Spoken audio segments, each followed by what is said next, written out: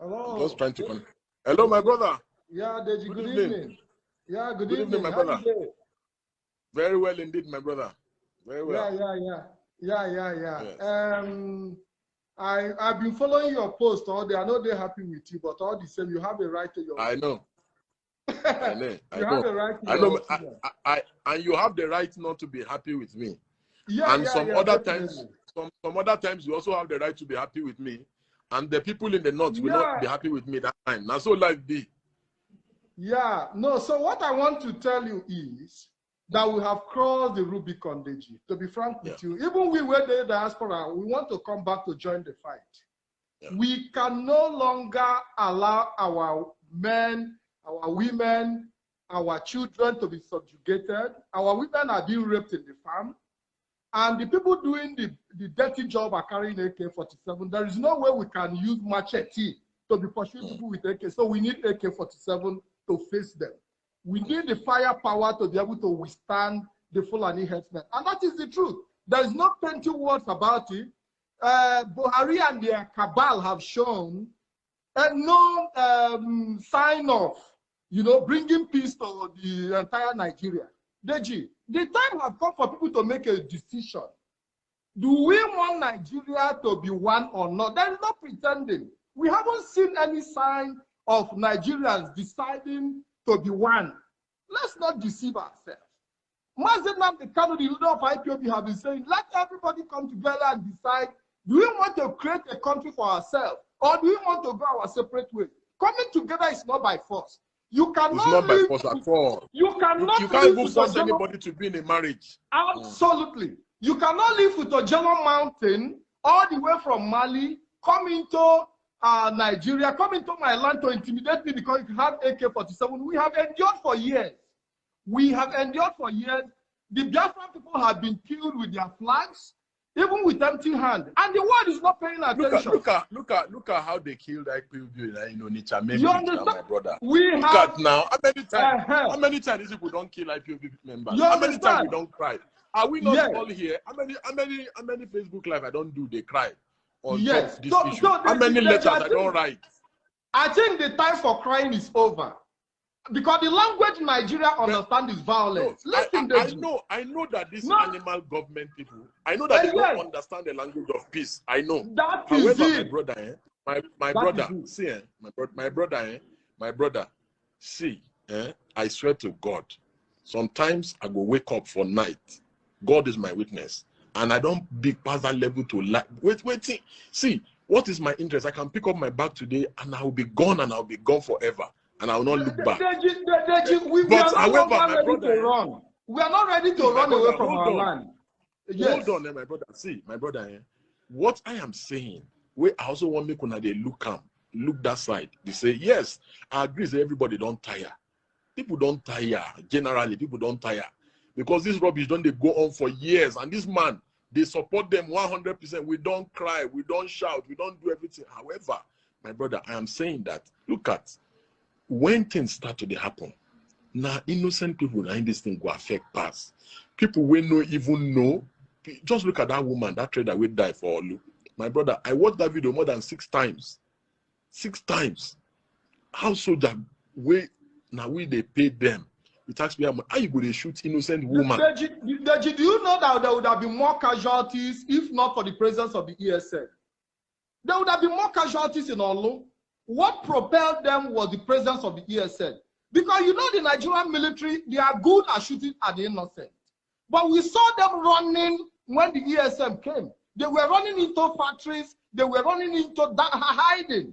You understand? But when they come to open, we've seen them carry out atrocities in the riverine areas where they go burning villages, burning communities down because they feel that the people are not armed. There is no need for anybody to be. The Nigerian army is a terrorist organization on its own. And even the leader of IPOB have already proscribed them as well as a terrorist organization. And we have to move it forward for the world to proscribe the Nigerian army because they haven't shown any sign of discipline when it comes to dealing with civilians. And the proof, what happened in Olu, is a typical example that when you hold what they hold, they run away from you. The evidence is there.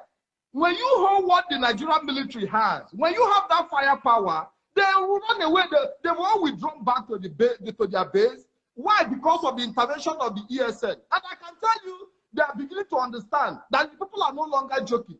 We in the diaspora are preparing, Deji. To be frank with you, we will be coming back when the time comes, because it will not make any sense we living in diaspora and see our people being killed in the zoo called Nigeria.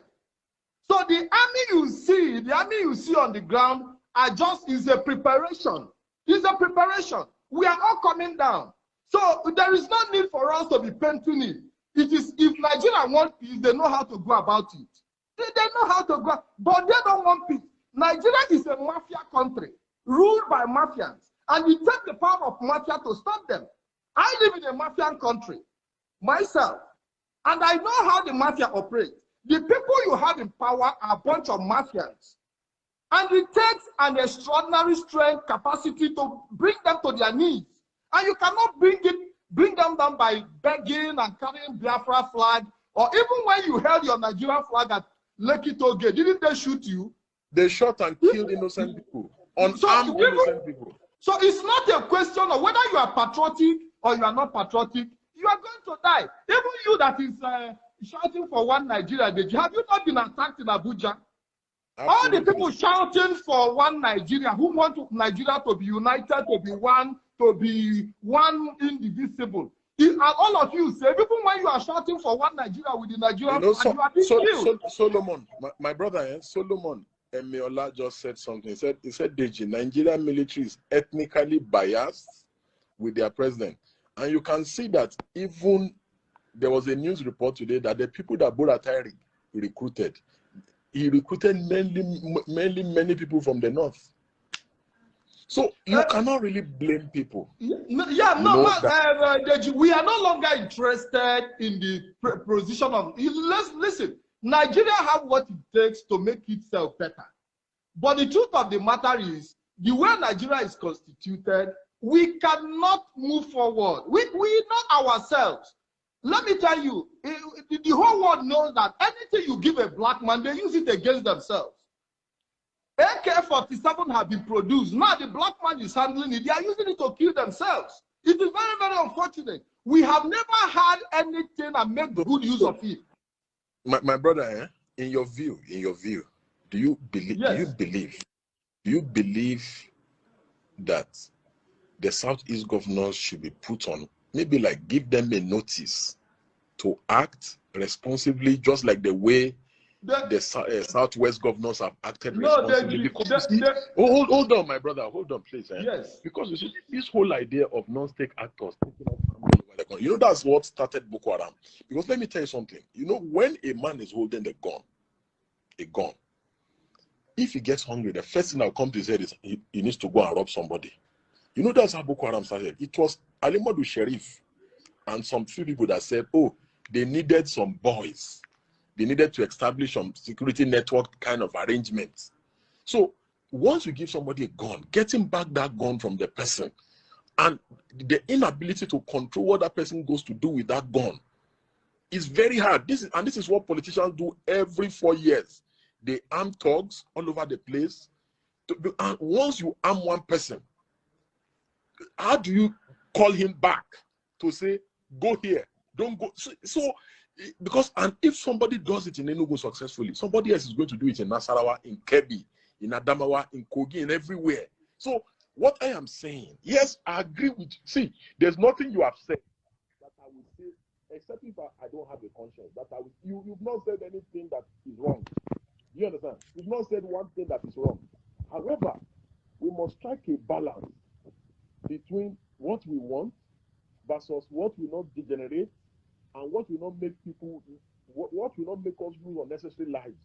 Again, because yes, we are trying to fight the headers, who are the criminal headers, who are terrorists, who are killing people, who are kidnapping people, who are raping women, you know, and destroying properties, farmlands, and all that. But in the process, let's not go and create something that may even be worse.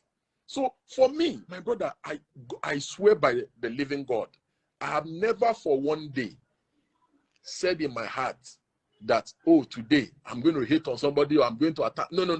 it's not even in my nature. People that know me, they know that anything I say is from the sincerity of my heart.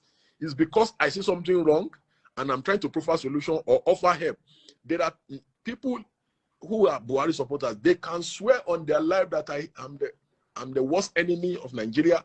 I hate Buhari. I'm a goat. That if they see me, they should kill me. There's nothing that they don't say. However, I always say one thing. In the process of us solving one problem, let us not go and create another problem that will be bigger than the problem we are trying to solve. So in my view, what do you think? How do you think we can strike that balance? Yes, you talked about Southeast governors. Southeast governors have shown no willingness to secure their territory. They haven't shown, and that is what brought about the ESN. If the Southeast governors have taken the step they are supposed to take, there wouldn't have been need for ESN. We've been shouting, put your acts together, put yourself together, give your people security, but it is the last on their own priority. They are not even interested. What they are interested in is the next election of 2023. They are even ready to give out the Eastern region to be able to become president of Nigeria. That is their ambition. And we must look, before you start criticizing the Eastern Security Network, we've seen people come out to support, even some prominent people are beginning to now come out to support the Eastern Security Network. But before you criticize the Eastern Security Network, have you taken your time to look at the circumstances that brought about the Eastern Security Network? These are the things we should be looking at, we should be talking about and be looking at. The circumstances that brought the Eastern Security Network. These are the things we should be putting into consideration. What brought the Eastern Security Network is about leadership failure. Leadership failure from the Eastern governors who have failed to put security in place. And here we are, somebody who is even declared a terrorist, now decided to take the step in the direction to secure their people. And some people are coming out to tell you, no, it shouldn't happen. If everybody in Nigeria have to arm themselves, there was a tweet you made, and you said, if that we are coming to a point where people have to arm themselves, and the tweet is circulating, you made it some few time ago, and it is the right decision. If people have to arm themselves, it is the situation we find ourselves. We have to arm ourselves to defend ourselves. I remember what happened in Nimbo. And in Nimbo, the governor was aware that the attackers were coming. The governor of Enugu tried to put a call across to Aso Rock, and nobody was picking his call. And we saw what happened in Nimbo community, where people were massacred. If the people of Nimbo were armed, that massacre wouldn't have taken place. But because they were not armed, they were helpless. That was why those who went to Nimbo succeeded, carried out operation for hours without any interference from the Nigerian army, without any sort of interference from the Nigerian police. They just went into the community and finished the operation and left without whatsoever government interference. Up to today, none of those people have been brought to justice. Deji, I mean, we should wake up. We have seen that this Buhari government is, there is a motive behind everything that is happening. It's not by mere how do I say it? It's not by coincidence. What we see happening today is a programmed, a long-term programmed agenda, and it is within our power as a people to decide if we are going to stand up and die, or we are going to kneel down on our feet and beg. You understand? We've seen T.Y. Danjuma come out in the open. We've seen T.Y. Danjuma come out in the open and tell everybody that even the army themselves have colluded, that the security forces. So what else? If somebody in that capacity can come out and tell the people that the security forces have colluded with the bandits and the criminals, what else do you want to hear? What else do you want to know? If the security forces that are securing you are not securing you, then you should be able to secure yourself. Yeah, can I ask you one last question, please? Yes, go ahead, Deji. Do you support those calling on other people from other parts of the country, ethnic groups, tribes, to leave their own part of the country, considering the fact that even if Nigeria and this other part of the country were two independent countries, sovereign countries, that you don't just call people from another country to evacuate and leave your country. Do you support those? Yeah, Deji, there is no way. I live in Europe. And I know the battle they fight every day on the issue of immigration. There is a database. I'm not talking about immigration now. When people begin to excommunicate other people from their part of the country, that people begin to give ultimatum, you must leave this place now. Igbos must leave the north. Okay, now I understand. Must leave Yoruba land now. Now I understand the question. The truth of the matter is that the situation we find ourselves is a situation where the leaders, because when you look at the Nigerian politicians, the Nigerian leaders, they are the most ethnic jingoists. When it comes to election, a politician will tell you not to vote for another.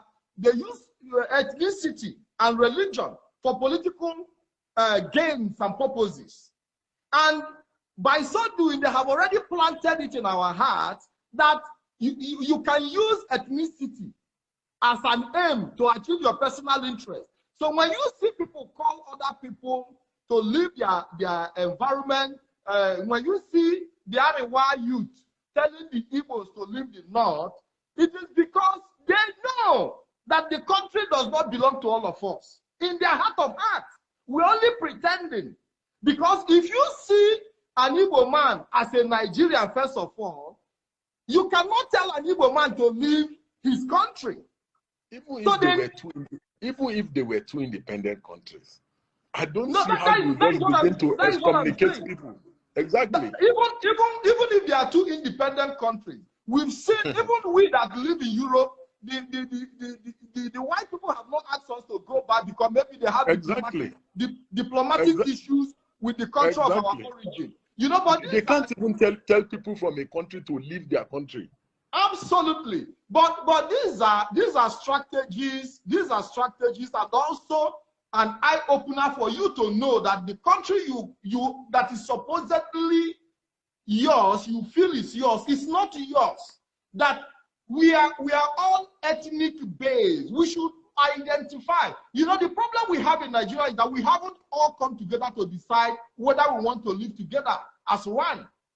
We haven't come out together, and that is why we see what is happening. It was actually a forced marriage. Yeah, we haven't all come together to decide whether we want to live together as Nigerians, and that is the reason you see somebody tell somebody who doesn't come from his ethnic group that you have to quit tomorrow because they are not feeling comfortable with you, and you are not feeling comfortable. But when we all sit together on the round table and decide whether we are going to live together, then we cannot decide what kind of country do we want to create for ourselves. Let's not deceive ourselves. Well, and these are the things that the elite, the so-called elite, have failed to do. Yes.